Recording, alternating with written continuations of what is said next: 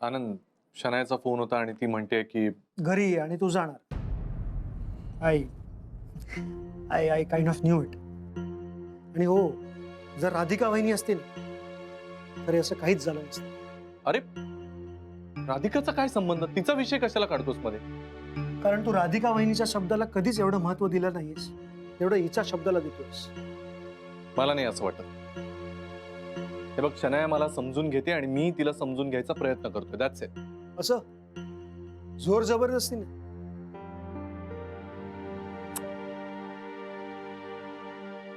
Anyway,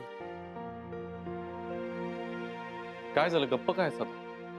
Guru, you know what, I am not even shocked now.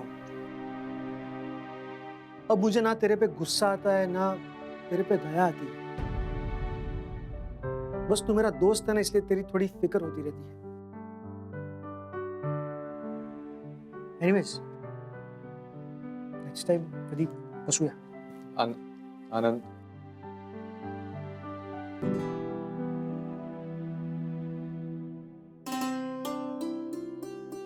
आता हे पण नानीजी, आपल्या रेवतीला जमत नाही मोरी कशी फेसायची ती.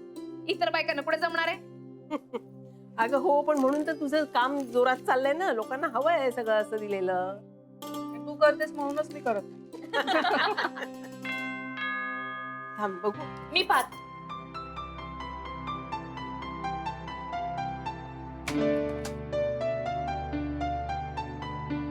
दादा ये ना. बाले, आज कितीतरी दिवसांनी तुला असं मनमोकळं हसताना पाहून राहिलो आणि आजच तुला मी अशी बातमी देऊ ज्याने तुझी झोप उडून जाईल. काय करू? बोलू की नको?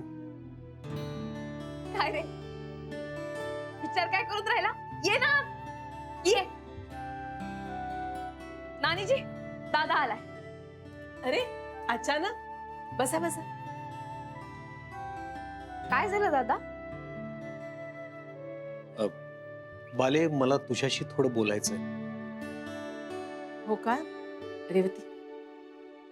नाही नानी, थांबा तुम्ही. मला काऊन रे, काय झालं दादा? असा काऊन दिसतोयस तू? बहिणी काही बोलली का? नाही बाले, बाले मला तुझी खूप काळजी वाटते ग. काळजी? कसली काळजी? शिरीष, जरा स्पष्ट सांगा ना. मी बालीला सावध करायला आलोय नानी. कशाबद्दल? आज मी इस्टेट एजंटच्या ऑफिसमध्ये गेलो होतो. तिथे मी त्या पोरीला पाहिलं. दादा, कोण पोरगी? तीच जी तुझ्या संसारात विष घालवतीये ती. कोण? शनाया? आणि ती काय करत होती इस्टेट एजंटच्या ऑफिसमध्ये? अगो बाई, ती नवीन घर घेते की काय? जा बाई जा, एकदा टळ इथून. नाही नाही नानीजी, ती नवं घर घेत नाहीये. मग? ती आपल्या बालीचं घर विकायला निघालीये.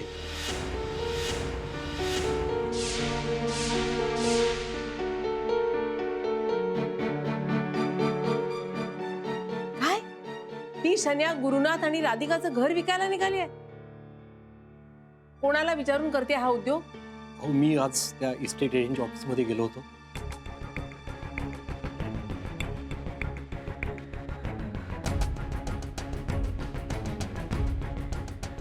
अच्छा, कौन से फ्लोर पर रहते हो तुम? 4th फ्लोअरला. 404 आहे फ्लॅट नंबर. अच्छा, तो आप ओनर है? नाही नाही, मी नाही. ओनरचं नाव गुरुनाथ सुभेदार.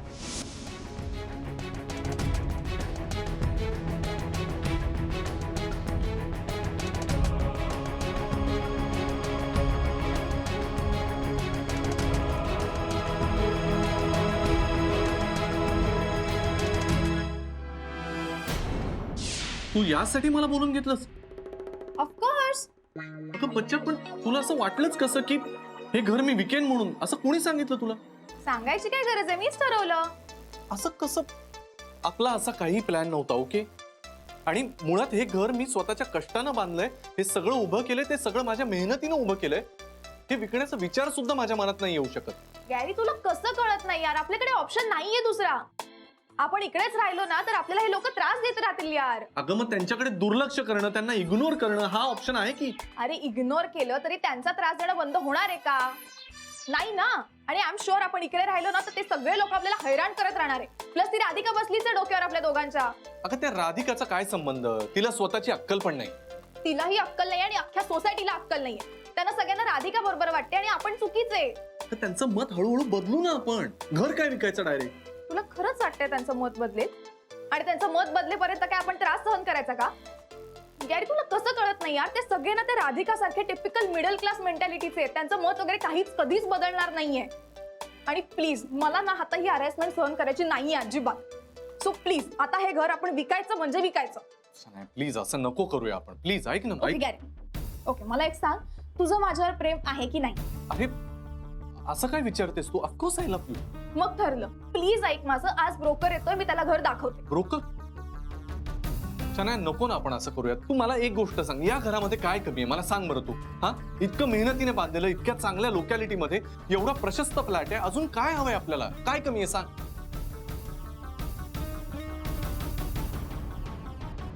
अरे तुला काहीच कसं कळत नाही यार. या घरात त्या बिंडोक राधिकाच्या आठवणी येत रे सगळ्या, आणि त्या मी नाही पुसू शकत. आणि दिस इज द मेन रिझन की मला हे घर सोडायचंय. प्लीज गॅरी, प्लीज प्लीज ऐक ना माझं, आपण जाऊया इथून कुठेतरी प्लीज. शनाया ऐक ना आपण. ए तुला नाहीच पटणार आहे का काही? सोड, जाऊ दे, मी निघून जाते इकडनं. नाही प्लीज असं काय करतेस आपण? नाही, थोडा विचार कर ना, किती सॉर्टेड होईल बघ ना सगळं आपण इथून गेलं तर. प्लीज चल ना प्लीज. शनाया हे बघ ऐक, आज ब्रोकर येतोय, त्याला येऊ दे, त्याला घर बघू दे, त्याचं पुढचं पुढे बघू ना, जे काय होत असेल त्याचं ते. Please please done. आता नाही म्हणू नकोस प्लीज. Please done. शनाया ऐक ना. नाही यार.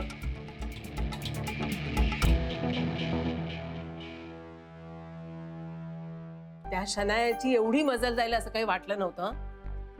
तरी बरं शिरीष, तुम्ही त्या एजंटच्या ऑफिसमध्ये होतात म्हणून निदान ही गोष्ट कळली तरी आपल्याला. हो ना, ते एजंट माझ्या ओळखीचा होता. मी माझ्या कामासाठी तिकडे गेलो होतो म्हणून मला कळलं. राधिका अगं बघ, तिने केवढा मोठा डाव रचलाय. तुझं घर विकून स्वतःच्या नावावर घर घ्यायला लावणार ती गुरुला. अगं मग तुझं असं काहीच उरणार नाही. तरी आम्ही त्या दिवशी तुला सांगत होतो. हो ना, गुरुनाथ चांगला कागदपत्र तुझ्या हातात देत होता तर घेऊन टाकायची ना. चांगुलपणा दाखवलास आणि आता पस्तावायची वेळ आली. नानीजी, आपल्याला वाटलं तरी होतं का ही शन्या असं करेल म्हणून? अगं पण ती आपल्या पुढचा विचार करतेय. का विश्वास ठेवलास गुरुनाथवर? तो तिच्या बरोबर जायला निघाला होता ना, जाऊ द्यायला पाहिजे होतंस. दारोदार भटकायला लागलं असतं ना घरासाठी, म्हणजे कळलं असतं तू काय भोगलेस ते. जाऊ द्या ना नानीजी. अगं जाऊ दे म्हणजे? हे नेहमी सांगतात ना, घर नेहमी बायकोच्याच नावावर असावं. आता उद्या तुझं घर गेलं तर काय करायचं सांग?